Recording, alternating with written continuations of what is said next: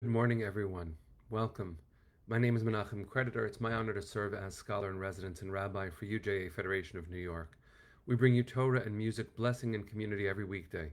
We've been doing so since March 18th, 2020. Today it is November 9th, 2023. It's been very powerful to find each other from all across the world, to come together for almost 4 years, learning Torah every weekday morning, finding each other, just saying good morning to each other, knowing that in moments like this we are less alone, even with, as Linda, the kind soul who called us all kind souls first, acknowledges, good morning, kind souls, with a sad, grieving, and worried heart. That is how we are, and we are here. We're going to learn some Torah, say good morning to each other. We're going to sing a little bit, pray a little bit, and most of all, just know that we're not alone. So good morning to Linda and Deborah. Good morning to Barbara and Julianne, Renee, Lisa, and Linda. Ron, good morning. Stanley, good to see you. Twice in one morning, my friend. Chana and Hedy, Boker Tov. Jonathan, good to see you. Penny, nice to see you on Instagram. It's broadcast 923. Penny set the stage with 900 days nonstop of counting, and now we're all sharing the responsibility. Thank you for being there. Chelsea, it's good to see you. Jacqueline and Marcia, hi Ima, it's good to see you. Adrian, Boker Tov. Natalie, Dale, good to see you. Let's take a breath, everyone. Sing a blessing. Learn a little bit of Torah. And get ready to do some good work in the world. Judy, you're sharing the way that your father would say, Ani po. Gamani, Ani po. Hi Marian, hi Robin. Good to see all of you. Let's sing a blessing for learning. Learn some Torah.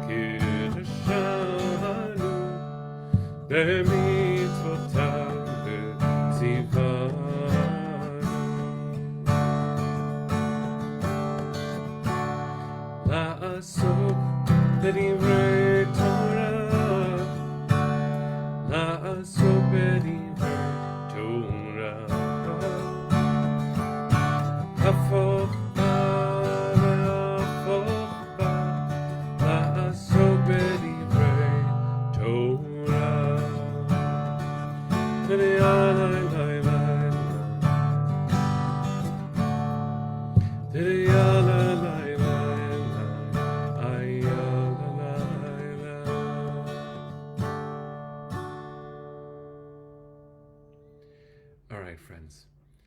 So it's good to see all of you here. It is clear that we are all feeling deep feelings, legitimate, real, earned, hard feelings.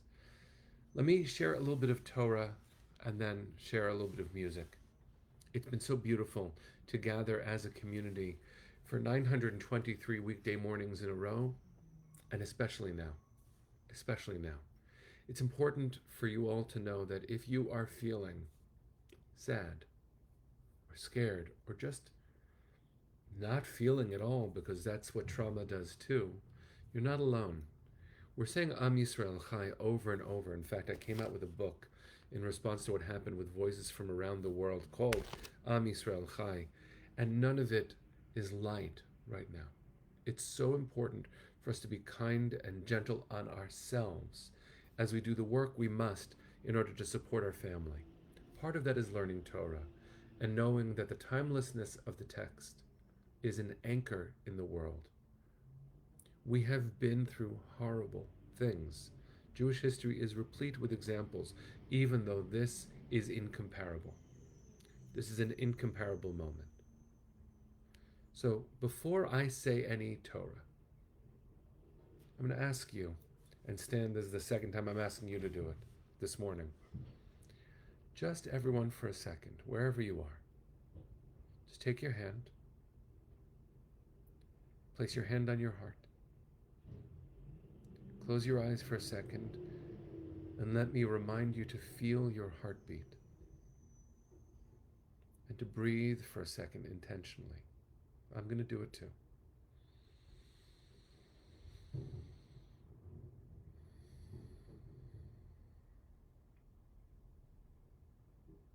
In moments like this, and there are no moments like this, in moments like this, sometimes we need to be reminded to breathe. So as someone who needs to be reminded to breathe, I'm reminding you. Take a breath.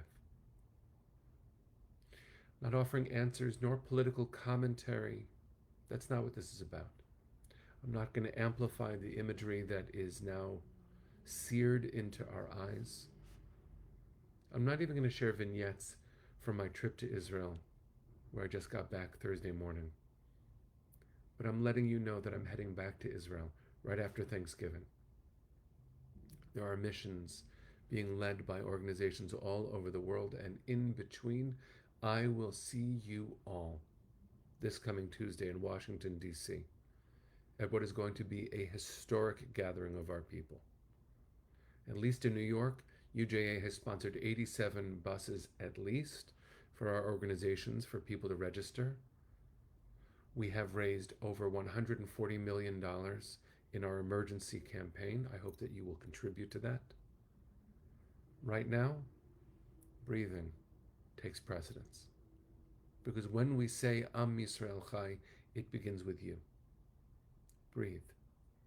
We can't say Am Yisrael Chai if you don't take care of your own Chaim. Let me share with you a piece of Torah from this week's Parsha, because it's a gift. Torah is a gift. And this week's Torah portion can be a gift. Joyce, look up the buses on the rally. Friends, if anyone sees the link to the rally, the national link, please paste it here as a comment. In this week's Parsha, Chaye Sarah, it begins actually with the death of Sarah, and it says, Vayu Chaye Sarah, the lives of Sarah, and listen to this. Mea shana ve'esrim shana ve'sheva shanim shnei Chaye Sarah. In English, it means 100 years and 20 years and 7 years. How strange that is. How long did someone live? 127 years. Of course, the number is strange, but dividing it, how long did Sarah live? 100 years and 20 years and 7 years. And the rabbi suggests that the segments of her life each had their own meaning. So too, are there moments in our lives, communally and individually, that mean something incredibly significant and singular. This moment is indescribable, incomparable, and unfathomably harsh. But it will not be every moment, and it hasn't been every moment. It's very important for us, friends, on the anniversary of Kristallnacht, on the anniversary of the day leading to the Shoah, some say the beginning, at least, of the physical violence that marked the Shoah, tonight, a night of shattered glass, a pogrom, to know that not every moment is this and that, but this moment is linked to that. And in fact, right after Sarah dies, listen to how Avraham is described. This is verse 2 of our Parsha. Vatamat Sarah died, B'Kiryat Arba hi Chevron be'eretz Canaan, in Kiryat Arba, also known as Chevron in the land of Canaan. Listen. Vayavo Avraham lispod l'Sarah v'liv kota. And Avram came to mourn Sarah and to cry for her. To mourn and to cry. Stages of grief. We have that in the Torah. We have that in our current moment. We have that as a shared grief and sadness. It is not simple, but it is where we have been and language we have inherited. We're there again. Lispod v'livkot, to eulogize, to grieve, and to cry. That's just honesty. But I will tell you something strange, about the way the Torah is written. And friends, I see some of us are commenting that because you're immunocompromised, you can't get there. You are there. You are in my heart as I go to DC. And please, if you can find the national link to the rally, please, paste it as a comment here so people can find their way to register. The strange thing in this week's Parsha, in that word to cry, V'liv kota, if you look into the Torah scroll itself, the kaf, the letter that makes the sound k in V'liv kota, is smaller. There are oddities like that in the Torah's text often. We don't really know what they mean. But liv kota, to cry for her, is a small kaf, and I would suggest that sometimes that's how our soul feels. Compressed, squeezed. I've been begging God for the ability to reinflate my soul, to fill it, to help me feel compassion, to help me feel softness inside myself. That's what I've been asking God for. Avram, in the immediate aftermath of his loss, cried. Small kaf, cried. And so it's so important for us to know that anniversaries like Amy's, in her life, in her family, where we say Mazel Tov, it is an obligation to allow those feelings in. My son's bar mitzvah, after the war broke out, that was a moment for celebration and singing. Being in Jerusalem at Shalva, a beautiful place for children with special needs and their families, dancing with them, with children in Jerusalem during this. We let that in. Standing with Yonatan Peretz, who's fighting on the front lines of Gaza, but came back to get married. That's a page from our history that should not be forgotten either. By the way, Chelsea, thank you for posting it. Friends, the website for registering for the rally is marchforisrael.org. If someone can paste that into the chat here so everyone can see it and click on it, marchforisrael.org. So the crying that Avram does for his wife is, thank you, Ellen, is followed immediately. Actually, that's the wrong link. You have to connect the words. Marchforisrael.org has got to be all typed together. Thank you for doing it. Someone else will type the corrected link. The way Avram cries is absolutely essential for us because we deserve the dignity of our grief. We have to make sure that we cultivate compassion for Palestinian civilians too. How can we not? We're human. They're human. Thank you, Linda, for posting it. I have to be able to work through my trauma enough that I feel for these losses. Yes, I will fight for the release of 241 hostages. Jews, Christians, and Muslims from 33 nations. I will fight. Our people will fight. We must fight.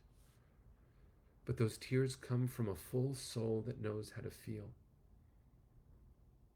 Some of the way that I tap into my feeling and that I offer to you is through music.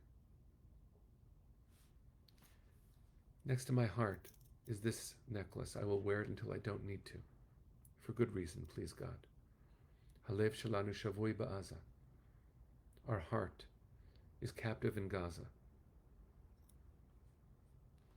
So all of it's true, as Fran just said, a moment of holding the tension of the opposites. It's all true. What I ask God for through this song, it's a verse from Exodus, from Shemot, is for God to provide me with strength and song. Oziv zimratya vayhi lilishua. It's a melody I wrote 3 weeks ago when I just didn't have the strength myself. So I begged God for some. So please, God, strength and song.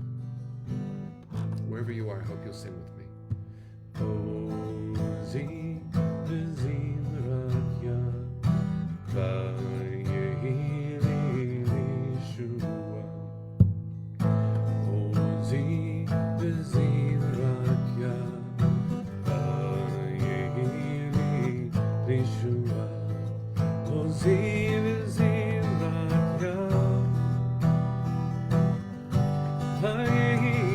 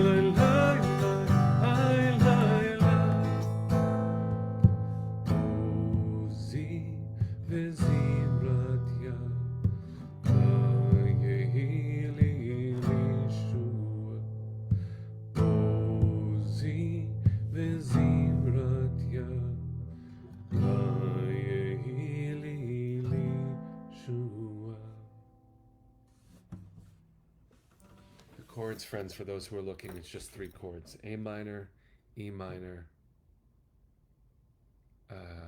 G, back to A minor. A minor, E minor, G, back to A minor. Thanks for asking, Lisa. Friends, especially my childhood friend Alyssa, who's here, what a gift it is to find each other, to be less alone. To be less alone. You're not alone. V'liv kota, our ancestor shows us how to cry. Avram cried for Sarah, and then he made sure to start the next generation's love story. The first love story is in this week's Parsha. I want to bless you in the midst of it all with a burst of love like the one Rebecca felt for Isaac. It literally in the text knocked her off her camel. May you feel love and community. May we feel safety. May we feel the gift of community and togetherness, the gift of Torah reaching through the years. May we be privileged to dance together in Jerusalem.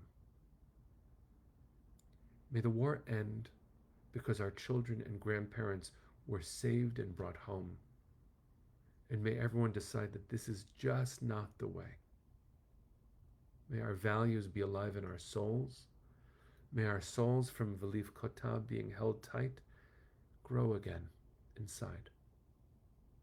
And may we find ourselves with eyes that evince less pain someday soon. Wherever you are, there's an Israeli flag on your screen. Let's end with Hatikva, friends. Let's end with Hatikva. We end with hope. Kolon balevav Penima Nefesh Yehudi Homiya Ulfate Mizrach Kadima Ayin Letzion Sophia Od lo avda tikvateinu Hatikva bat shnot alpayim Liot am chofshi בארצנו, ארץ ציון וירושלים, להיות עם חופשי בארצנו, ארץ ציון וירושלים. Am Yisrael Chai. See you tomorrow, friends. Take care.